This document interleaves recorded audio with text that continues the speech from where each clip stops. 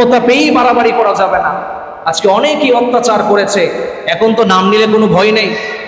কথা বলেন ঠিক না বেঠিক? একটা সময় তো ভয় করেছে অনেক, কি জানি হয়ে যায়, কোন দিক দিয়ে ধরে ফেলে, কোন দিক দিয়ে গুম করে ফেলে, বলা যায় না। একটা অস্বস্তিকর ভাব ছিল কি ছিল না হুজুরদের? দেখা গিয়েছে হঠাৎ একটা মানুষ উদাও, বছর কি বছর চলে যাচ্ছে, বাপ মা কেউ জানে না কোথায়।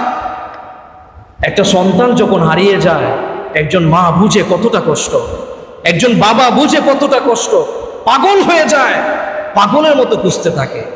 কিন্তু একটা ফোন করার জন্য দেয় না যে আমি এখানে আছি, তোমরা চিন্তা করো না, এই কথাটা বলার সুযোগ পর্যন্ত কেউ দেয় নাই। বাংলাদেশে একজন জালেম ছিল, ডিবি হারুন নামে, আমাদের কিশোরগঞ্জের হাওড় অঞ্চলের। সে যেই পরিমাণ মানুষের উপর অত্যাচার করেছে, কি পরিমাণ যে বদদুয়া পেয়েছে, আমার হিসাব করে মনে ক্যালকুলেটরের মধ্যে হিসাব ধরবে না, ঠিক না বেঠে?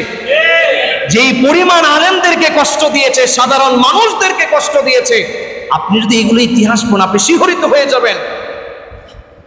আমাদের পিচ্চি মাদানী হুজুর, তার একটা লেখা আমি পড়েছিলাম, স্টেটমেন্ট দিয়েছিল ডিবি হারুনের বিষয়ে, যে একদিন ওই তেজগাঁও থানা থেকে তাকে উঠিয়ে নেওয়া হয়েছে প্যান্ট শার্ট পরিয়ে, একজন আলেম মানুষ, তাকে প্যান্ট শার্ট পরিয়ে থানা থেকে এক জায়গায় নেওয়া হয়েছে রাত 2টায়, অনেক পুলিশ ফোর্স, একটা বাসার মধ্যে নিয়ে উঠানো হলো, একটা হোটেলে।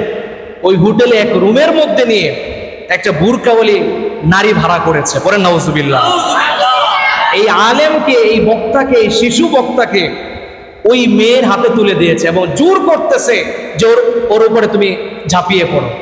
মানে তাকে ধর্ষণ দেখানোর জন্য মানুষের সামনে একজন হুজুরকে, একজন আলেমকে লাঞ্ছিত করার জন্য তারা ক্যামেরা নিয়ে বসে আছে, বাকিরা ভিডিও করছে, ফুটেজ তুলছে যে একজন হুজুর একজন নারীকে নিয়ে হোটেলে গিয়েছে, পরে নাউজুবিল্লাহ।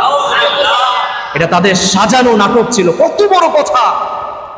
একজন নিরপরাধ মানুষকে অপরাধী বানানোর জন্য নাটক করেছে, এমন কত হাজার হাজার মানুষকে এভাবে নাটক করে ফাঁসিয়েছে, এর হিসাব কেউ দিতে পারবে না। কথা বলে ঠিক না? এরা হচ্ছে বাংলাদেশের সবচেয়ে বড় জালেম। কথা বলে ঠিক না? এরা নিজেকে মনে করে অনেক ভালো কাজ করছে, মানুষ আমাদেরকে বাহবা দিচ্ছে।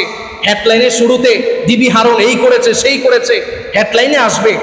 কিন্তু আমি বলি যে এই সময়ে যদি তুমি মানুষের সামনে আসো, মানুষ তোমাকে কি পরিমাণ লাঞ্ছনা করবে তুমি কল্পনাও করতে পারবে না। কথা বলেন ঠিক না? এখন বোঝা যাবে কে সম্মানিত আর কে অসম্মানিত। কথা বলেন ঠিক না?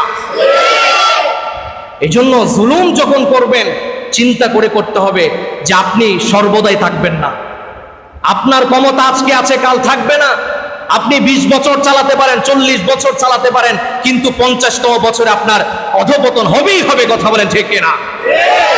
বিশ্বনবী সাল্লাল্লাহু আলাইহি ওয়াসাল্লাম বলেছেন, যদি কোনো ব্যক্তি জালেমকে একটা শব্দের মাধ্যমে, শুধু একটা বাক্যের মাধ্যমে সহযোগিতা করে, কাল হাসরের মাঠে ওই জালেমের সাথে তার হাসর নাসর হবে। বলেন নাউজুবিল্লাহ। এজন্য জালেমকে কখনোই সাহায্য করা যাবে না, কখনোই সাহায্য করা যাবে না।